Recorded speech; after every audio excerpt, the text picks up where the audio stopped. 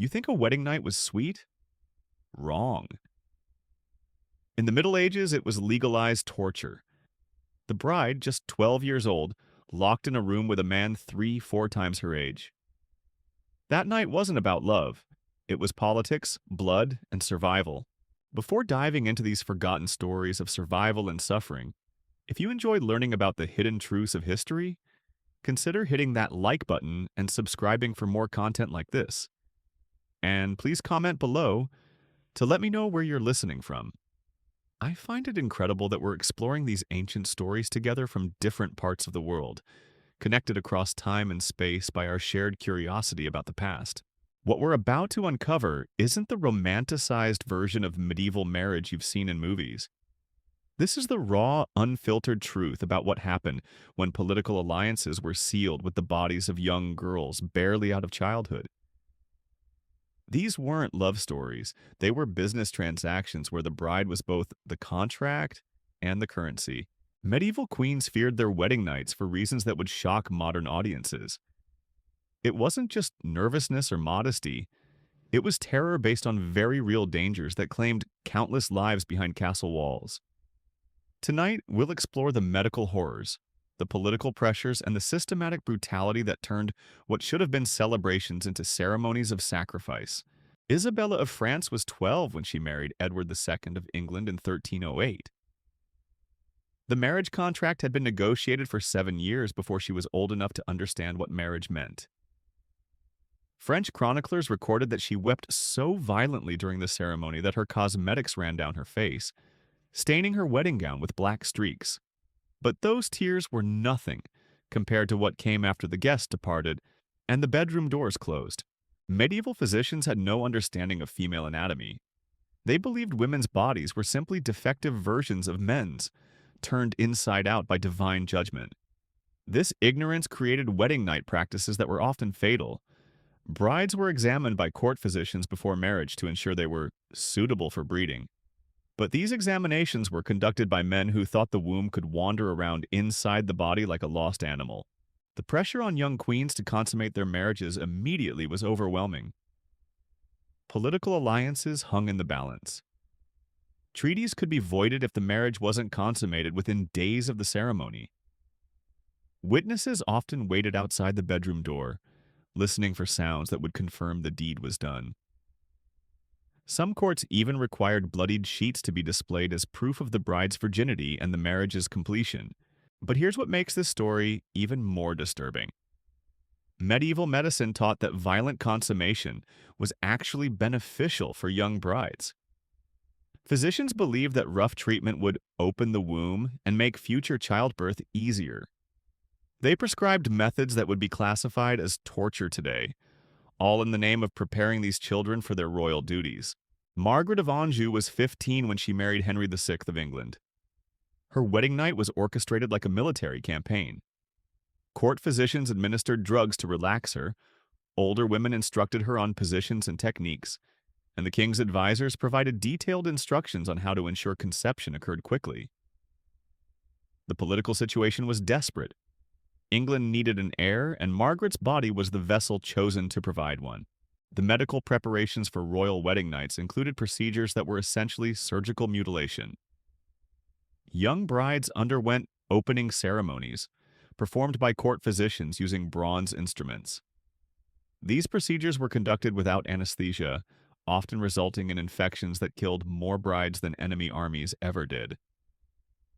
The survivors faced a lifetime of pain and complications, but this was considered the price of royal duty.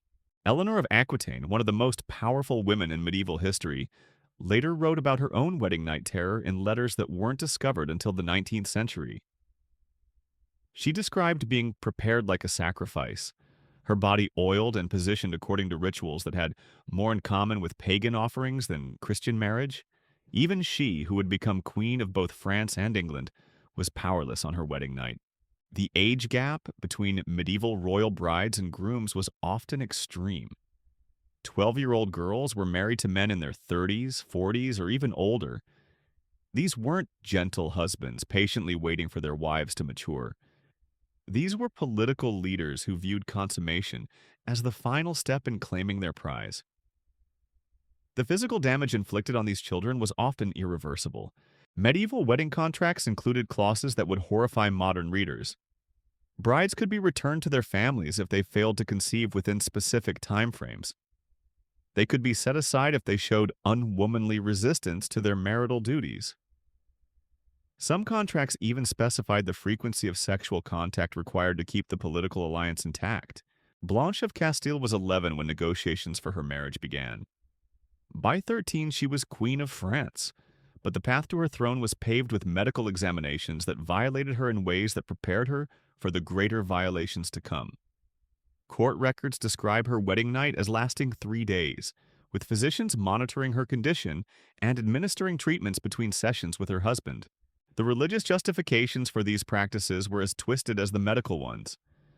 The church taught that marriage was a sacrament, but it also preached that women were inherently sinful and needed to be dominated by their husbands. Wedding night rituals included prayers asking God to make the bride submissive and the groom forceful.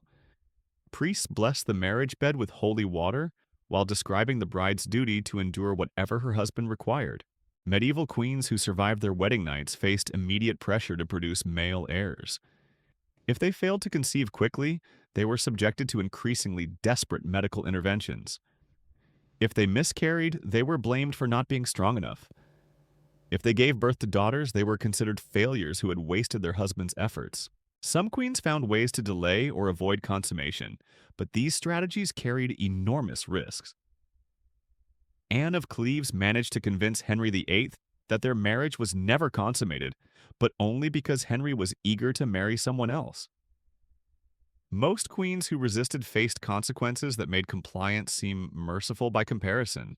The preparation rituals for medieval royal wedding nights were elaborate ceremonies designed to break the bride's will before she ever reached the bedroom. Young queens were stripped, bathed, and examined by groups of older women who described in graphic detail what was about to happen. These weren't gentle preparations. They were psychological warfare designed to ensure compliance through terror. Medieval physicians believed that fear itself could be fatal to young brides, but they also believed that some level of terror was necessary to prepare the body for its new role. They administered combinations of wine, herbs, and substances we now know were toxic, all designed to make the bride more compliant and less likely to resist what was about to happen. The wedding night chambers of medieval queens were designed like stages for performances that no one should have had to endure. Beds were elevated so witnesses could observe from adjacent rooms. Windows allowed court officials to monitor proceedings. Even the most private moments of these young women's lives became public spectacles designed to satisfy political requirements. But perhaps the most chilling aspect of medieval royal wedding nights was how normal they seemed to everyone involved. Chronicles describe these events matter-of-factly as routine procedures necessary for political stability. The suffering of young queens was so accepted that it barely merited mention in historical records. Their pain was simply the cost of doing business in the medieval world. Joan of Navarre was 14 when she experienced what court records euphemistically called the royal initiation. The procedures she endured were so traumatic that she required months of medical treatment afterward. Yet these same records describe the wedding night as successful because it achieved its political objectives. Her personal trauma was irrelevant compared to the alliance her suffering had secured. The most horrifying aspect of medieval royal wedding nights wasn't just the physical trauma, it was the complete absence of any concept of consent. These young queens had no legal right to refuse their husbands, no ability to delay consummation, and no recourse if things went horribly wrong.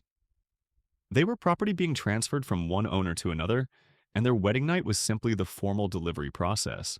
Medieval legal codes explicitly stated that a wife's body belonged to her husband. She couldn't refuse his advances without committing a crime against both him and God. Rape within marriage wasn't just legal, it was considered impossible by definition. How could a man steal what already belonged to him?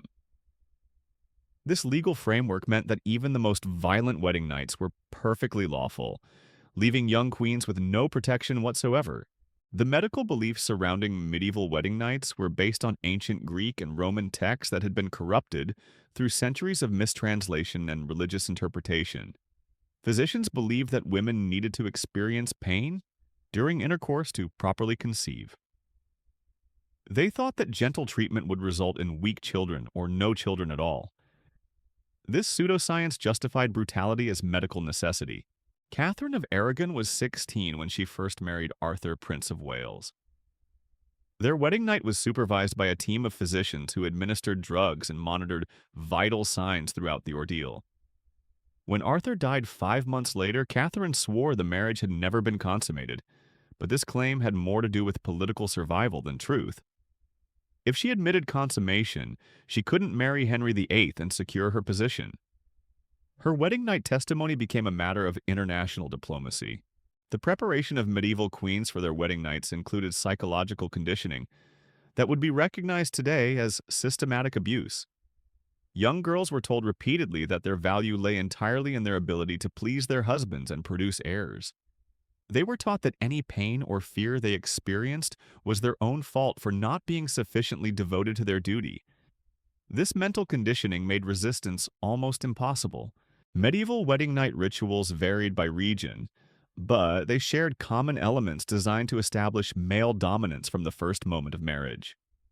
In some courts, brides were required to kneel before their husbands and swear oaths of complete obedience. In others, they were ceremonially stripped by older women while male relatives looked on. These rituals weren't about love or even lust. They were about power and the complete subjugation of the female will. The witnesses to medieval royal wedding nights weren't there for prurient interest. They served crucial political functions. Treaty obligations often required proof that marriages had been consummated according to specific requirements. Witnesses could testify that proper procedures had been followed, that the bride had fulfilled her obligations, and that any future children would be legitimate. Their presence turned intimate moments into public performances with international implications. Marie of Champagne was 13 when her wedding night became the subject of a 3-day court investigation. Questions arose about whether proper procedures had been followed, whether she had shown appropriate submission, and whether the consummation met the technical requirements spelled out in the marriage treaty. Teams of physicians examined her repeatedly. Older women questioned her about every detail, and court officials documented everything for future reference. Her trauma became bureaucratic paperwork. Medieval queens who survived traumatic wedding nights often developed coping mechanisms that helped them endure years of similar experiences. Some learned to dissociate mentally during encounters with their husbands, training themselves to float above their bodies while maintaining the appearance of compliance. Others developed elaborate rituals of preparation that gave them some sense of control over uncontrollable situations. A few found ways to influence the timing and frequency of their husbands' demands. The medical aftermath of medieval royal wedding nights was often worse than the initial trauma. Young brides frequently developed infections from the violent procedures and unsanitary conditions. Internal injuries were common and often went untreated because examining intimate areas was considered inappropriate, even for physicians. Many queens suffered lifelong complications from their wedding night experiences, but these health problems were rarely connected to their traumatic initiations. Constance of Sicily was 12 when her wedding night preparations began 3 days before the ceremony.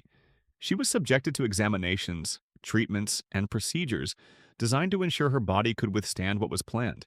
The court physician's notes, preserved in Sicilian archives, describe techniques that were essentially surgical preparation, performed without anesthesia on a terrified child. Her screams were reportedly heard throughout the castle, but the preparations continued because political necessity trumped human compassion. The psychological impact of medieval royal wedding nights extended far beyond the immediate trauma. Queens who survived these experiences often struggled with intimacy for the rest of their lives. Many developed what we would now recognize as post-traumatic stress disorder, but medieval medicine had no understanding of psychological wounds. Queens who showed signs of mental distress were often subjected to additional medical treatments that made their conditions worse. Medieval marriage contracts sometimes included specific provisions about wedding night procedures. These documents, written by lawyers and politicians, described human intimacy in clinical terms that reduced young queens to breeding stock. Contracts specified positions, duration, frequency, and even seasonal timing for marital relations. Some included penalty clauses if wives failed to meet their obligations or showed insufficient enthusiasm for their duties. The role of older women in preparing young queens for their wedding nights was particularly complex. These matrons, often mothers or aunts who had survived similar experiences, found themselves perpetuating cycles of trauma they had once endured. They justified their participation by claiming they were helping young brides survive what couldn't be avoided. Their preparations included detailed descriptions of what to expect, techniques for minimizing pain, and strategies for appearing compliant while protecting themselves as much as possible. Agnes of Merania was 15 when her wedding night became a test case for new medical theories about female anatomy. Court physicians used her experience to experiment with drugs, procedures, and techniques they hoped would make future royal consummations more efficient. She survived the immediate trauma but died 3 months later from complications that physicians couldn't understand. Her death was attributed to divine judgment rather than medical malpractice. The seasonal timing of medieval royal weddings was often planned around beliefs about fertility and conception. Spring weddings were considered ideal because the bride's body would be awakening along with nature. Wedding nights were scheduled to coincide with lunar phases thought to enhance conception. These timing considerations added additional pressure to already traumatic experiences, as brides knew their performance was being measured against cosmic expectations. Medieval queens who failed to conceive quickly after their wedding nights faced increasing desperation from their courts. Physicians administered increasingly dangerous treatments designed to enhance fertility. Diets were restricted to foods thought to promote conception. Daily routines were restructured around reproductive requirements. The pressure to produce heirs transformed every aspect of their lives into extensions of their traumatic wedding night experiences. The documentation of medieval royal wedding nights reveals the complete dehumanization of young queens. Court records describe these events using the same language employed for livestock breeding. Success was measured entirely in terms of political outcomes, with no consideration given to the human cost. These documents provide chilling evidence of how thoroughly medieval society had normalized what we would recognize as systematic abuse. Some medieval queens found ways to resist or modify their circumstances, but these victories came at enormous personal cost. A few managed to delay consummation by claiming illness or religious visions. Others negotiated with their husbands for gentler treatment by offering political or economic incentives. But even successful resistance required accepting the fundamental premise that their bodies were commodities to be bartered rather than integral parts of their humanity. The legacy of medieval royal wedding night trauma extended through generations. Queens who survived these experiences often struggled to protect their own daughters from similar fates. Some attempted to negotiate better marriage terms for the next generation, while others found themselves perpetuating cycles of abuse they couldn't break. The trauma became hereditary, passed down through royal bloodlines along with crowns and titles. Medieval courts developed elaborate systems for monitoring queens after their wedding nights, tracking everything from their monthly cycles to their dietary habits. Palace physicians maintained detailed records of each queen's reproductive health, documenting when she ate, slept, and showed signs of pregnancy. These records weren't private medical files. They were state documents that could determine the fate of kingdoms. A queen's failure to conceive within specific timeframes could void treaties, trigger wars, or justify her replacement. The psychological conditioning of young queens began years before their wedding nights. From childhood, royal daughters were taught that their primary purpose was producing male heirs. They practiced walking in ways that supposedly enhanced fertility, learned to eat foods that promoted conception, and memorized prayers asking God to make their wombs fruitful. By the time they reached their wedding chambers, these girls had been thoroughly programmed to view themselves as reproductive vessels rather than human beings. Margaret of France was 14 when she married Edward I of England. Her wedding night lasted 2 full days, with court physicians administering treatments between sessions with her husband. The records describe procedures that sound more like medieval torture than marital intimacy.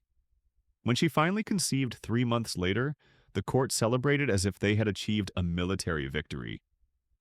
Her suffering was immediately forgotten in favor of planning for the next generation. The medical instruments used during the medieval royal wedding nights were often the same tools employed by battlefield surgeons. Bronze speculums, cutting devices, and restraints were standard equipment in royal bedchambers. These weren't instruments of pleasure or even normal medical care. They were weapons of political necessity, designed to force young bodies to comply with dynastic requirements, regardless of the human cost. Medieval queens who showed signs of resistance during their wedding nights faced immediate consequences designed to break their spirit permanently.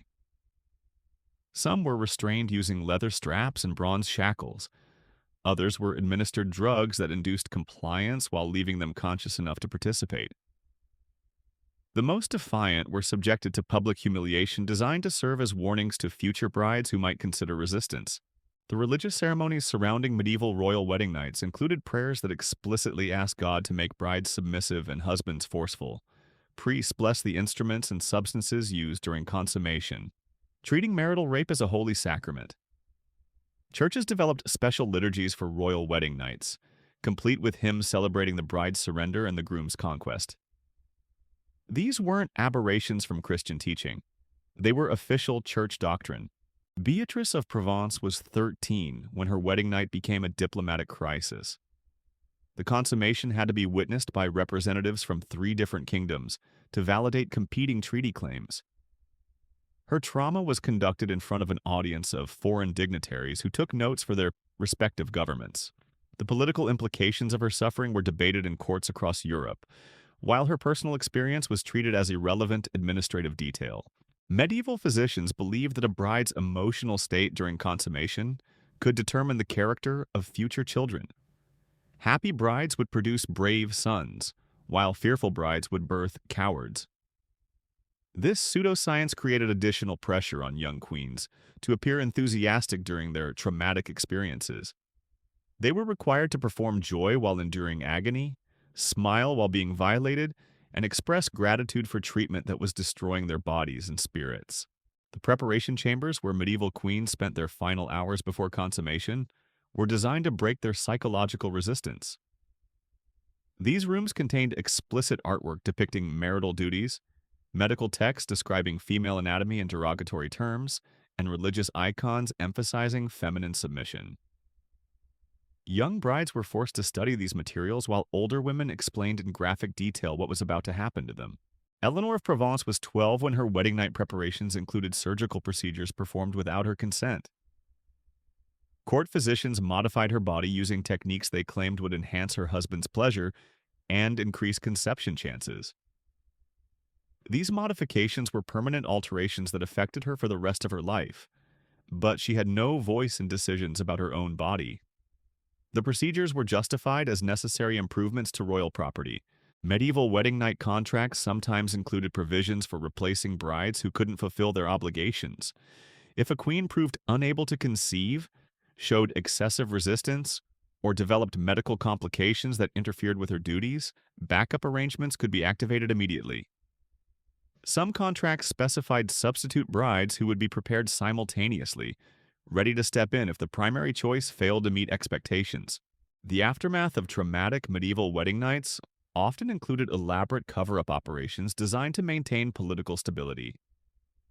Queens who suffered serious injuries were treated by physicians sworn to secrecy.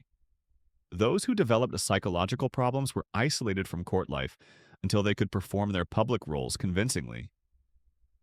The most severely traumatized were sometimes replaced by doubles who could fulfill ceremonial obligations while the real queens recovered in hidden locations. Yolande of Aragon was 15 when her wedding night became the subject of international negotiations. The procedures she endured were dictated by treaty requirements that specified exactly how the consummation must occur to validate the political alliance. Foreign ambassadors monitored the process to ensure compliance with their government's demands. Her body became a battlefield where competing empires fought for advantage, and she was both the prize and the casualty. Medieval courts employed specialists whose sole responsibility was preparing young queens for their wedding nights. These weren't gentle mentors or caring advisors. They were technicians trained in breaking feminine resistance efficiently and completely. They knew exactly which drugs produced compliance without unconsciousness, which restraints allowed necessary movement while preventing escape, and which psychological techniques destroyed hope while maintaining the appearance of cooperation. The medical theories underlying medieval royal wedding night practices were based on the belief that women's bodies were fundamentally flawed versions of male anatomy. Physicians thought that aggressive treatment during consummation could correct these supposed defects, transforming defective females into proper reproductive vessels. This pseudoscience justified brutality as medical necessity, allowing courts to torture young girls while claiming they were providing essential health care. Adelaide of Maurienne was 16 when her wedding night lasted 4 days, with teams of physicians working in shifts to monitor her condition and administer treatments. The procedures were so traumatic that she required months of recovery, during which she was kept in complete isolation to prevent word of her condition from reaching foreign courts. When she finally appeared in public, she moved with the careful precision of someone whose body had been permanently damaged. Medieval queens who survived their wedding nights faced immediate pressure to demonstrate that the experience had been successful. They were examined daily for signs of pregnancy, questioned about their physical responses, and required to provide detailed accounts of their experiences to court officials. Their trauma became the subject of bureaucratic documentation, with every aspect of their suffering recorded for political and legal purposes.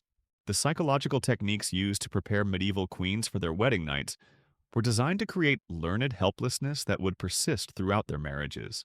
Young brides were repeatedly told that resistance was futile, that their suffering was deserved, and that their only hope for survival lay in complete submission. By the time they reached their wedding chambers, many had been so thoroughly conditioned that they offered no resistance to even the most brutal treatment. Sancha of Castile was 14 when her wedding night preparations included procedures that were essentially surgical mutilation, performed in the name of enhancing her husband's satisfaction. The court physician who conducted these modifications wrote detailed notes describing techniques for altering female anatomy to better serve male pleasure. These notes were preserved in royal archives as medical advances, evidence of medieval science's progress in understanding feminine function. The role of alcohol and drugs in medieval royal wedding nights was crucial to the success of these traumatic encounters. Young queens were administered substances that dulled pain while maintaining consciousness, allowing them to fulfill their obligations while minimizing the risk of death from shock or blood loss.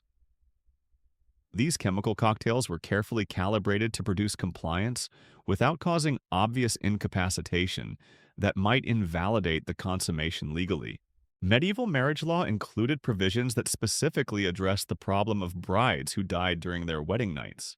These deaths were so common that legal frameworks existed to handle the political implications of traumatic consummation fatalities.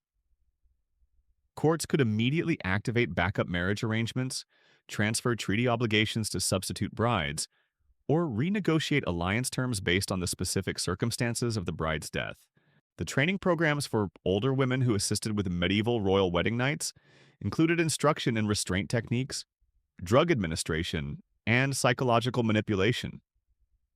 These women learned to suppress their own empathy while efficiently processing young girls through traumatic initiation experiences. Many had survived similar ordeals themselves, creating cycles of trauma where victims became perpetrators in order to maintain their positions in court hierarchies. Isabella of Angoulême was 13 when her wedding night became a test case for new theories about maximizing conception chances through specific positioning and timing techniques. Court physicians experimented with different approaches, documenting which methods produced the best results. Her body became a laboratory where medieval science explored the mechanics of human reproduction, with her suffering treated as necessary data collection. The seasonal timing of medieval royal wedding nights wasn't just about fertility beliefs.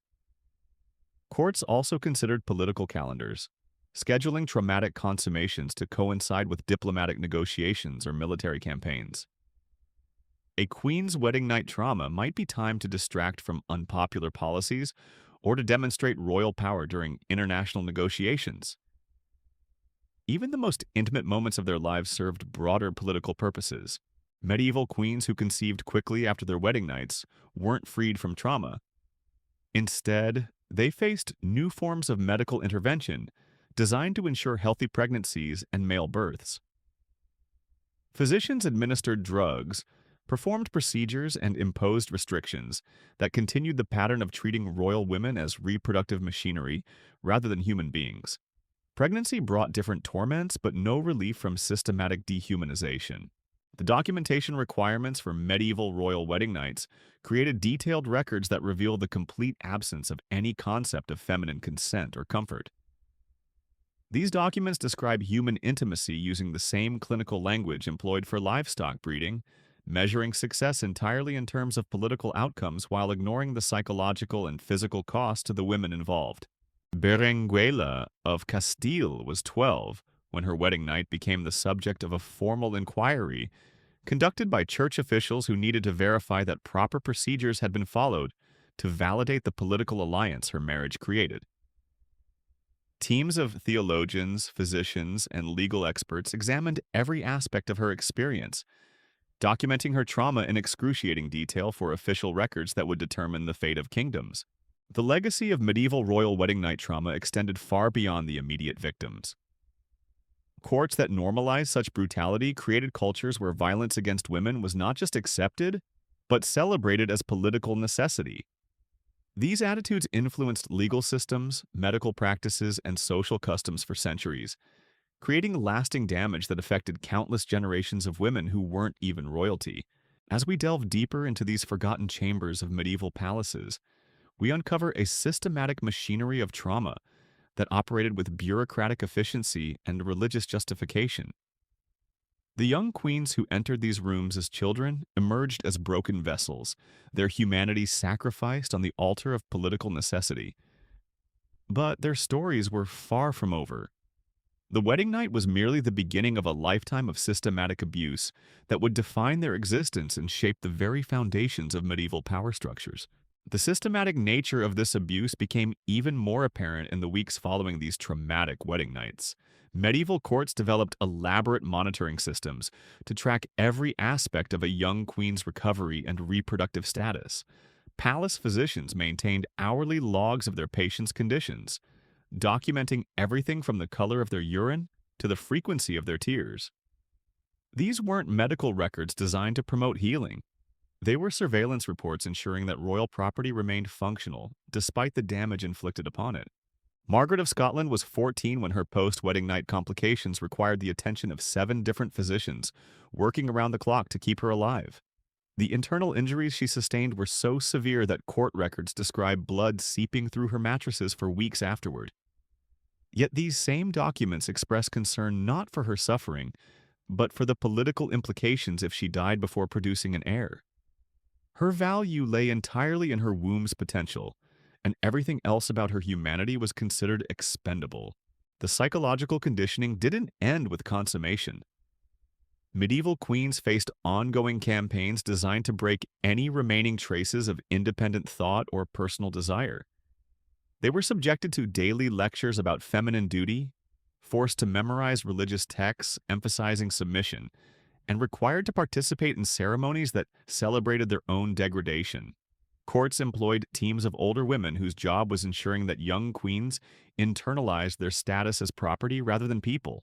Philippa of Hainaut was 16 when she discovered that her wedding night trauma was just the beginning of a carefully orchestrated program designed to transform her into the perfect royal breeding vessel. Every aspect of her daily routine was restructured around reproductive requirements. She was fed specific foods at precise times, forced to exercise in ways that supposedly enhanced fertility, and subjected to weekly examinations that violated her privacy in the name of dynastic necessity. Her life became a series of medical appointments punctuated by brief moments of consciousness between treatments. Medieval physicians developed increasingly sophisticated techniques for managing queens who showed signs of psychological resistance after their wedding nights. They administered herbal concoctions that dulled emotional responses while maintaining physical functionality. They performed procedures designed to make intimacy less painful, not out of compassion, but to reduce the risk of valuable royal property becoming completely unusable due to psychological breakdown. The religious justifications for this systematic abuse evolved into elaborate theological frameworks that portrayed feminine suffering as holy sacrifice. Church leaders developed special prayers to be recited during ongoing marital violations, treating each act of violence as a sacred ritual that brought the couple closer to God. Priests blessed the instruments used in these encounters, sanctifying tools of torture as implements of divine will. Joan of Kent was 15 when she learned that surviving her wedding night merely qualified her for more advanced forms of systematic abuse. Her husband's advisors implemented a carefully planned program of escalating violations designed to test the limits of her endurance. Each successful survival earned her the right to face even more extreme requirements. The logic was simple. If she could withstand one level of brutality, she was ready for the next. Her resilience became her curse, as every display of strength invited greater cruelty. Medieval courts maintained detailed databases tracking the effectiveness of different approaches to breaking feminine resistance. They compared notes on which drugs produced the best compliance, which restraint techniques caused the least visible damage, and which psychological manipulation strategies yielded the most lasting results. This wasn't casual cruelty. It was systematic research designed to optimize the process of transforming human beings into obedient reproductive machinery. The seasonal cycles that governed agricultural life also determined the timing of ongoing abuse for medieval queens. Spring brought increased demands, as courts believed that coupling during growing seasons enhanced conception chances. Summer meant outdoor ceremonies, where queens were required to participate in fertility rituals that involved public humiliation disguised as religious observance. Autumn brought harvest festivals that celebrated female submission through elaborate pageants depicting conquered goddesses. Winter offered no respite, as cold months were considered ideal for intensive breeding programs conducted in heated chambers. Eleanor of Castile was 17 when she realized that her survival strategy of mental dissociation during traumatic encounters had been noticed by court physicians who began experimenting with techniques designed to keep her consciousness fully present during violations. They administered stimulants that prevented psychological escape while maintaining drugs that ensured physical compliance. The goal was creating perfect awareness of degradation without the ability to resist or retreat mentally. Medieval legal systems included provisions for replacing queens who became too damaged to fulfill their reproductive obligations. These weren't compassionate retirement plans. They were disposal protocols for human machinery that had outlived its usefulness. Courts maintained lists of potential replacement wives, often sisters or cousins of the current queen, who could be activated immediately if primary breeding stock failed to meet production quotas. The medical procedures inflicted upon medieval queens extended far beyond their reproductive systems. Physicians believed that total body modification was necessary to create optimal breeding conditions. They altered facial features to enhance masculine appeal, modified posture to improve pregnancy outcomes, and adjusted internal organs to maximize conception chances. These weren't cosmetic improvements. They were systematic reconstruction of human beings according to specifications determined by political necessity. Constance of Brittany was 13 when she discovered that her wedding night trauma was merely the introductory course in a comprehensive education program designed to strip away every trace of personal identity. Advanced lessons included training in how to appear enthusiastic during violations, techniques for suppressing natural emotional responses, and methods for maintaining the illusion of consent while experiencing systematic rape. The curriculum was designed by experts who understood exactly how to destroy human spirit while preserving physical functionality. The documentation requirements for ongoing abuse created vast archives that reveal the industrial scale of medieval misogyny. Court scribes recorded every detail of each queen's degradation, creating detailed catalogs of suffering that served as instruction manuals for future generations. These weren't personal diaries or private records. They were official government documents that treated human torture as routine administrative business. Medieval queens who showed signs of developing emotional attachments to their children faced immediate intervention designed to sever these bonds before they could interfere with reproductive efficiency. Infants were removed from their mothers within hours of birth and placed with wet nurses who reported any signs of maternal bonding to court authorities.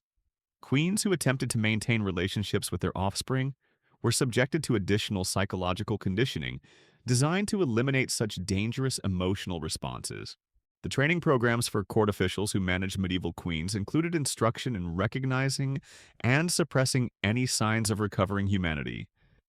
These administrators learned to identify queens who were beginning to remember their worth as human beings and implement countermeasures designed to reinforce their status as property. The goal was maintaining perfect psychological control over valuable breeding stock that might otherwise develop inconvenient ideas about personal autonomy. Isabella of Jerusalem was 18 when she attempted to resist the ongoing systematic abuse by appealing to religious authorities for protection. Her plea for sanctuary was met with lectures about feminine duty and additional punishment designed to discourage future resistance attempts. Church leaders explained that her suffering was God's will and that attempting to escape divine judgment constituted heresy punishable by death. Her faith, which might have provided comfort, became another weapon used against her. Medieval physicians developed specialized instruments designed specifically for maintaining control over queens who had survived their initial trauma and begun developing coping mechanisms. These devices weren't medical equipment. They were torture implements designed to ensure continued compliance from women who had learned to endure systematic violation. The evolution of these tools reveals the systematic nature of medieval efforts to completely dehumanize royal women. The psychological techniques used to maintain control over medieval queens included elaborate reward systems that provided tiny moments of relief in exchange for perfect compliance. Queens who submitted without resistance earned brief respites from abuse, small luxuries like better food or warmer chambers, and occasionally permission to see their children for carefully monitored visits. These rewards weren't kindness. They were carefully calculated reinforcements designed to encourage continued cooperation with their own degradation. Marie of Champagne was 19 when she discovered that her years of survival had earned her promotion to a more advanced level of systematic abuse. Court officials implemented new protocols that took advantage of her learned helplessness to conduct experiments in psychological manipulation that would inform future programs. Her endurance became a laboratory where medieval sadists refined their techniques for breaking human spirits while maintaining the appearance of civilized behavior. The seasonal festivals that punctuated medieval court life included ceremonies specifically designed to celebrate and reinforce the systematic abuse of queens. These weren't subtle metaphors or symbolic representations. They were explicit public displays where royal women were required to participate in their own humiliation, while crowds cheered their degradation. The festival served as both entertainment and education, teaching entire populations that feminine suffering was not just acceptable but worthy of celebration. Medieval courts employed specialists whose entire careers were built around developing new techniques for maintaining control over queens who had survived their initial trauma. These weren't amateur sadists or casual abusers. They were professionals who studied their craft, shared knowledge with colleagues, and continuously refined their methods based on systematic observation of their victims' responses. The abuse was institutionalized, professionalized, and constantly evolving to counter any adaptive strategies their victims might develop. The medical theories underlying ongoing abuse of medieval queens were based on beliefs about feminine psychology that portrayed emotional suffering as essential for proper reproductive function. Physicians taught that women who experienced too much comfort or happiness would produce weak children or fail to conceive entirely. This pseudoscience justified systematic cruelty as medical necessity, allowing courts to torture their queens while claiming they were providing essential healthcare that would benefit future generations. Berengaria of Navarre was 20 when she learned that her survival skills had been carefully observed and documented by court officials who used her adaptive strategies to develop countermeasures that would prevent future queens from developing similar coping mechanisms. Her resilience became a case study in how to identify and eliminate psychological defenses before they could provide meaningful protection. Every technique she used to preserve her sanity was analyzed and neutralized for future applications. The abuse programs. These weren't hidden expenses or secret lock economic systems that supported medieval courts included detailed budgets for maintaining their systematications. They were official line items in royal accounting that treated human torture as a legitimate government service, requiring proper funding and oversight. The costs included salaries for specialized personnel, equipment maintenance, drug procurement, and facility improvements designed to enhance the efficiency of ongoing degradation operations. Medieval legal codes included provisions that specifically protected the rights of husbands to maintain systematic abuse of their wives without interference from outside authorities. These laws weren't ancient customs that had survived through legal tradition. They were actively maintained and regularly updated statutes that reflected contemporary beliefs about masculine prerogatives and feminine obligations. Queens had no legal standing to resist their treatment because the legal system was explicitly designed to facilitate their ongoing abuse. The international diplomatic protocols that governed medieval politics included formal procedures for sharing information about effective techniques for controlling royal wives. Courts exchanged detailed reports about successful abuse programs, traded personnel who had developed specialized skills, and collaborated on research projects designed to advance the science of feminine subjugation. The systematic abuse of queens wasn't just a local phenomenon. It was an international industry with established best practices and professional networks. Sancha of Leon was 21 when she realized that her years of survival had qualified her to serve as a training subject for younger queens who were just beginning their own systematic degradation. Court officials required her to demonstrate proper submission techniques while explaining to newer victims how to endure various forms of abuse without dying or becoming completely non-functional. Her expertise in survival became another tool used to perpetuate the system that had destroyed her humanity. The architectural features of medieval palaces included specialized chambers designed specifically for ongoing abuse of queens who had survived their initial trauma. These rooms contained permanent installations of restraint equipment, drug storage facilities, and observation areas where court officials could monitor proceedings for quality control purposes. The buildings themselves were weapons designed to facilitate systematic cruelty while maintaining the appearance of civilized royal residences.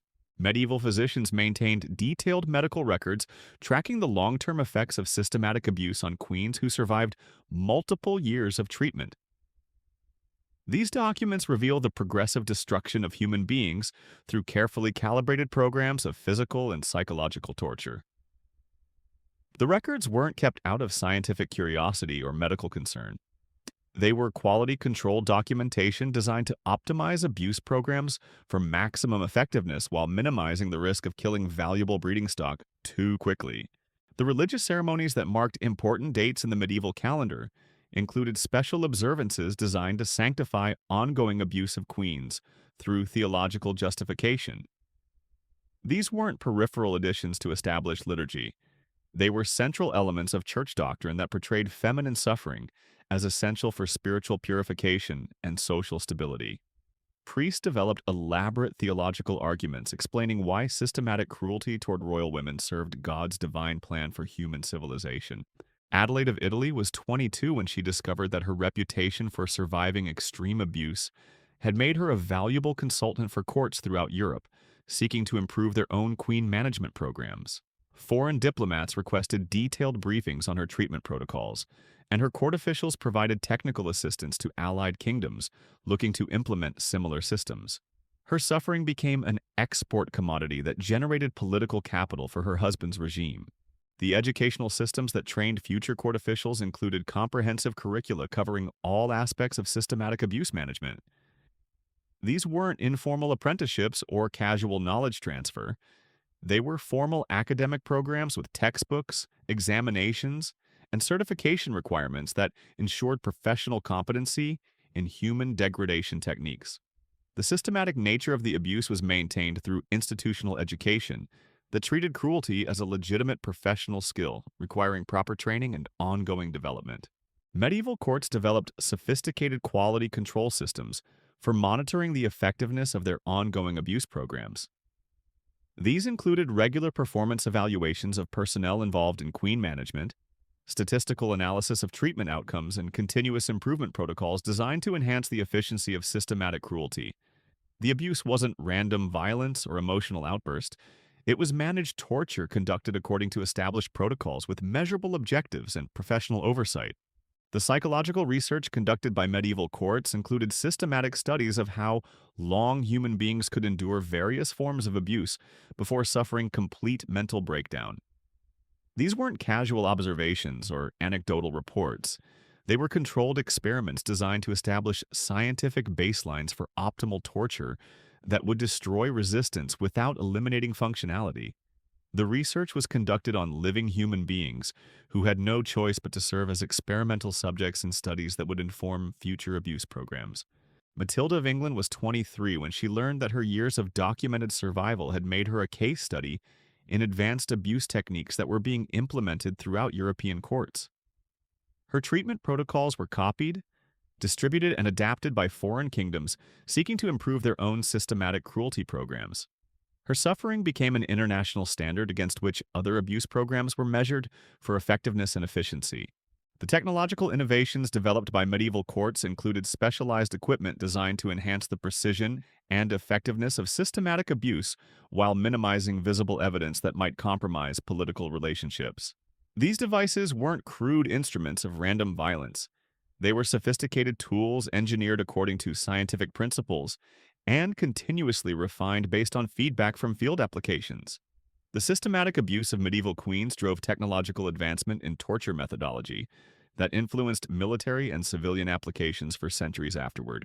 As the shadows lengthened across these marble chambers of systematic cruelty, we begin to understand that what we've uncovered represents far more than individual tragedy. This was institutional evil operated on an industrial scale, where human beings were processed through machinery of degradation with the same efficiency that mills processed grain or forges shaped metal.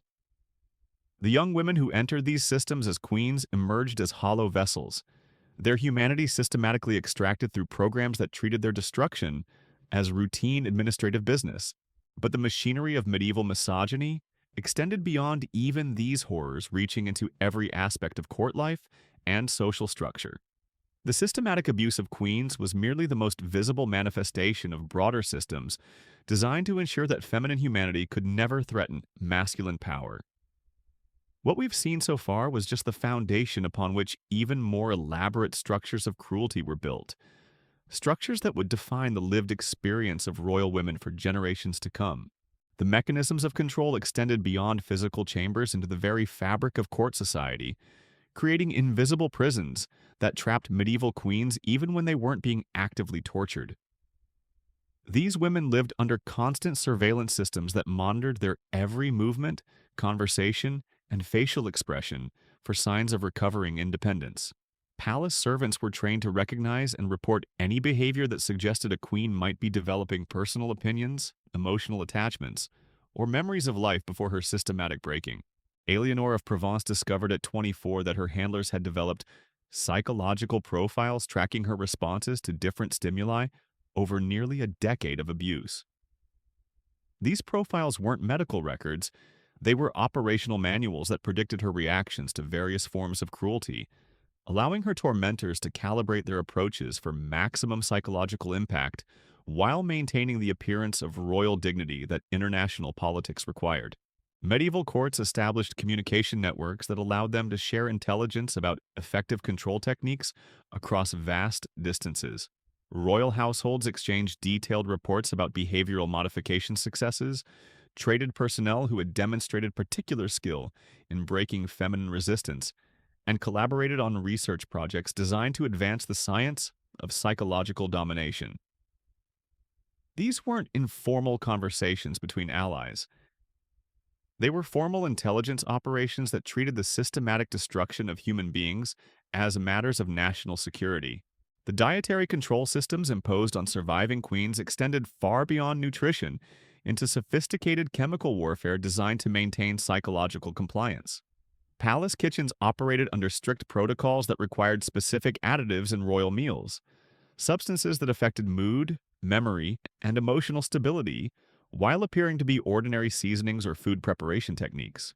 Queens were slowly poisoned with combinations of herbs and minerals that dulled their cognitive function while preserving their reproductive capacity. Isabella of Gloucester was 25 when she realized that her gradual memory loss and emotional numbness weren't natural consequences of trauma, but deliberate effects of systematic chemical manipulation that had been administered through her food for years. The substances were carefully calibrated to maintain her functionality while eliminating any capacity for rebellion, hope, or self advocacy that might interfere with her continued usefulness as royal breeding stock. Medieval physicians developed elaborate theories about feminine psychology that justified increasingly sophisticated forms of mental torture. They believed that women possessed inherent tendencies toward independence and emotional attachment that had to be systematically eliminated through scientific application of psychological pressure. These theories weren't crude superstitions. They were academic disciplines taught in universities and refined through systematic experimentation on living subjects who had no legal protection from scholarly research. The isolation protocols used to maintain control over medieval queens included systematic severance of all meaningful human relationships that might provide emotional support or alternative perspectives on their treatment.